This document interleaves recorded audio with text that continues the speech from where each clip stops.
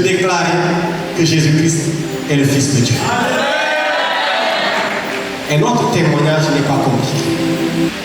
Il s'agit juste d'aller dire au monde entier qui est Jésus-Christ.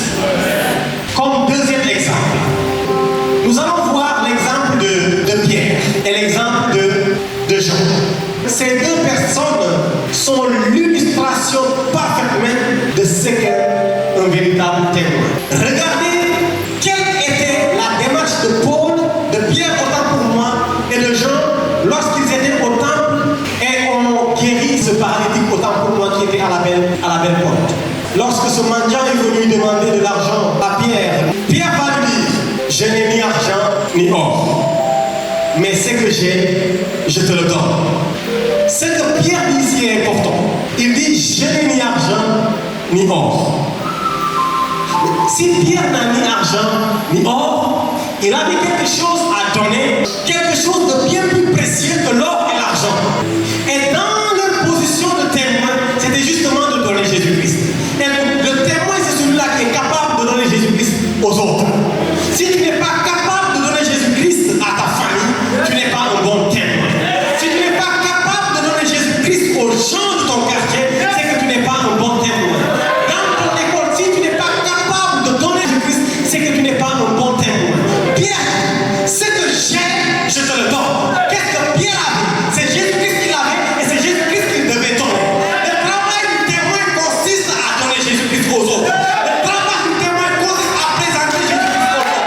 Ce que j'ai, je te le donne. Ce que j'ai, je te le donne.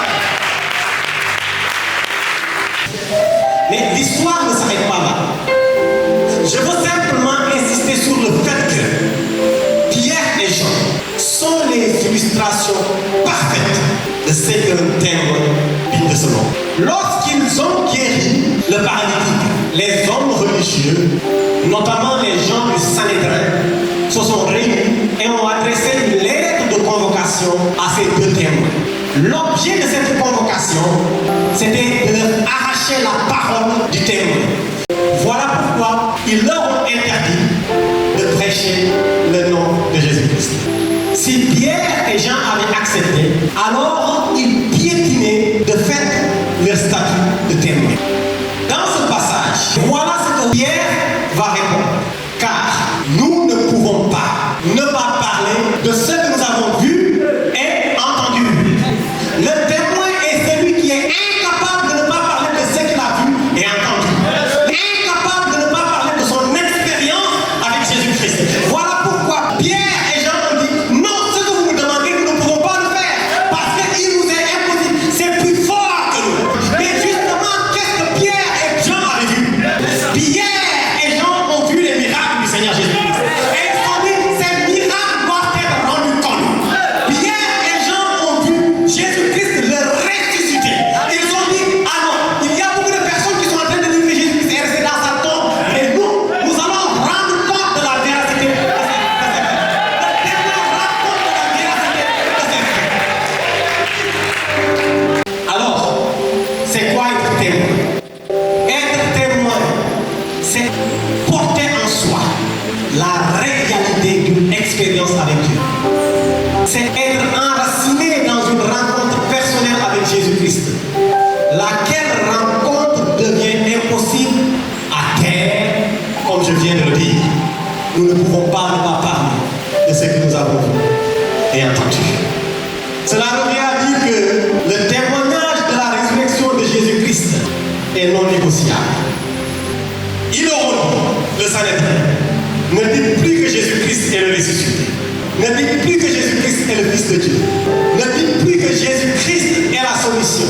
Et eux ont rétorqué en disant: cela est non négociable. Que de dire ce que Jésus-Christ est. Un témoin est quelqu'un qui ne négocie pas avec le diable. Si le diable ne veut pas entendre le témoignage, il faudra lui faire entendre ça.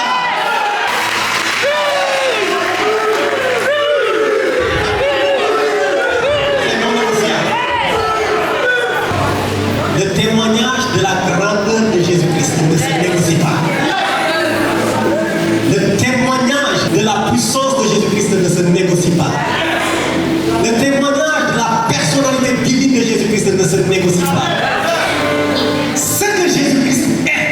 C'est ça que nous avons dit. Ce que Jésus-Christ a fait, c'est ça que nous avons dit. Si nous le faut faire avec les tantans, on le fera avec les tantans. Si nous le ferons faire avec nos bouches, on le fera avec nos bouches. Ça ne se négocie pas. Ça ne se négocie pas. Nous n'avons pas à avoir peur de ce qui nous attend. Parce que la Bible dit, vous recevrez une.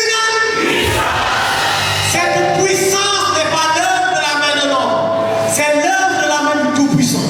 Et lorsque nous recevons la puissance du Seigneur Jésus-Christ, même face à la mort, nous allons témoigner. Et l'exemple après Jésus-Christ, l'exemple classique ici, c'est celui d'Étienne.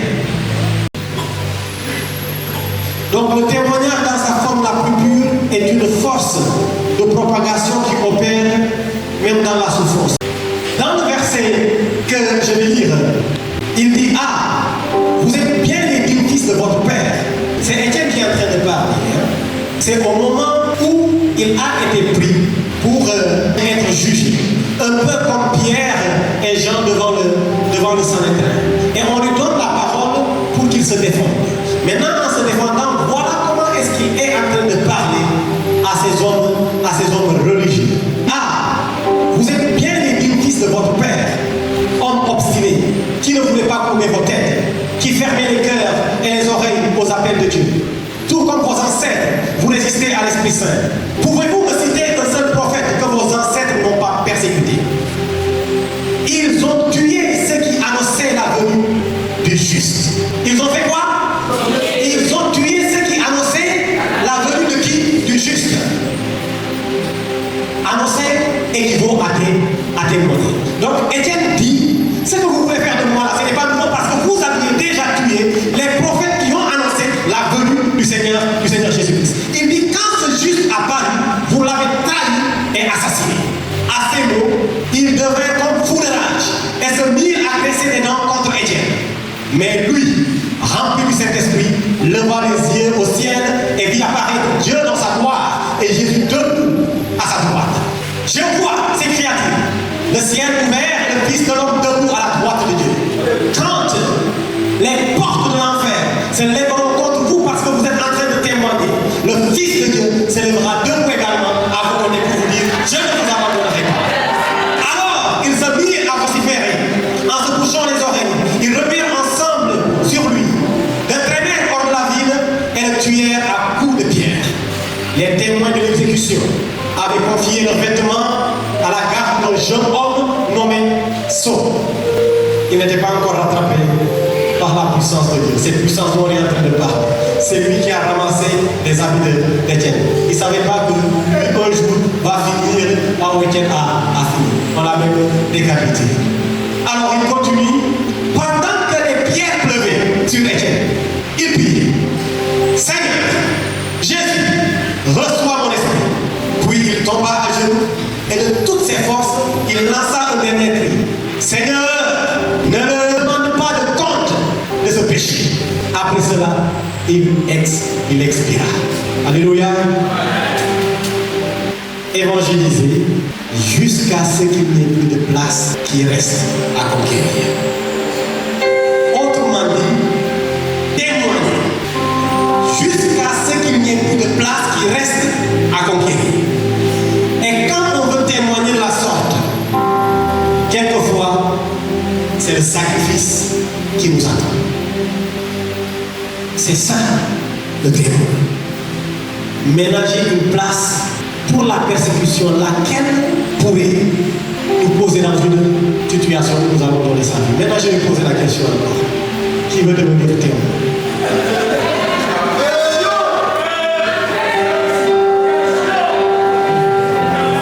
Écoutez, ce n'est pas avec ce zèle-là que vous aviez levé la main première. Qui veut être témoin? Avec des cris de joie.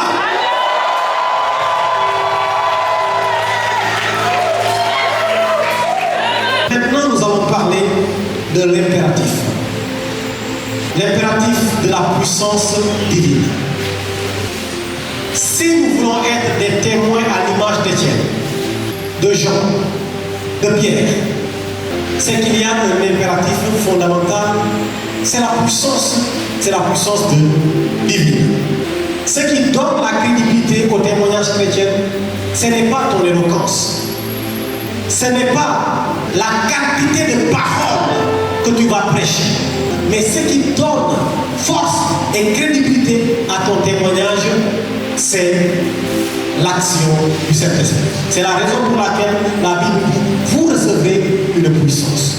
Dans 1 Corinthiens chapitre 2, verset 4 à 5, voilà ce que Paul dit. Il dit, ma parole et ma prédication ne reposent pas sur les discours persuasifs de la sagesse, mais sur une démonstration de l'esprit et de la puissance, afin que votre foi fût fondée non sur la sagesse des hommes, mais sur la puissance de Dieu. Sans la démonstration de l'esprit, le message de la croix reste incapable de soit une foi vivante. Ézéchiel, le chapitre 37, le verset 1 jusqu'au verset 10. Il dit, le Seigneur m'a saisi avec puissance, son esprit m'a amené. Et je me suis trouvé dans une vallée remplie d'os. Le Seigneur me fait faire le tour de l'endroit. Les os sont très nombreux et complètement secs. Verset 3. Alors, le Seigneur me demande, dis-moi, fils de l'homme, est-ce que ces os peuvent revivre? Seigneur, c'est toi seul qui sais. Il me dit alors, parle à ces hommes comme un prophète. Dis-leur, vous êtes secs, écoutez la parole du Seigneur. Verset 5. Voici ce que le Seigneur Dieu vous dit. Je vais faire venir en vous un souffle de vie et vous vivrez. Je mettrai en vous des nerfs. Je ferai pousser sur vous de la chair. Je vais vous couvrir de peau. Je mettrai en vous un souffle et vous vivrez. Alors, vous saurez que le Seigneur c'est moi. Verset 7. Je dis ces paroles de la part du Seigneur, comme il me l'a recommandé. Pendant que je parle, j'entends un grand bruit. Celui d'objets qui remue. Les autres se rapprochent, les uns des autres. Je regarde, il y a sur eux des nerfs, de la chair pousse, la peau les couvre, mais il n'y a pas de souffle de vie en eux. 9. Alors le Seigneur me dit, toi, fils de l'homme, parle au souffle de vie. De ma part, parle ainsi, souffle de vie. Voici le Seigneur Dieu te dit, viens du nord, viens du sud, de l'est, de l'ouest, souffle sur ces morts et ils vivront. Je dis ces paroles, verset 10, de la part du Seigneur, comme il me l'a commandé. Alors, le souffle de vie entre dans les morts et ils reçoivent la vie et ils se tiennent debout comme une armée immense. Peut-être que tu es venu ici desséché. Mais est-ce que tu penses que tu vas le vivre? Lorsque l'esprit souffle, la vie reprend. Si tu veux être un témoin authentique, laisse l'Esprit de Dieu souffler en toi. Ce passage est d'une profondeur très séduisante. Et par ce passage, le Seigneur veut te faire prophète pour ressusciter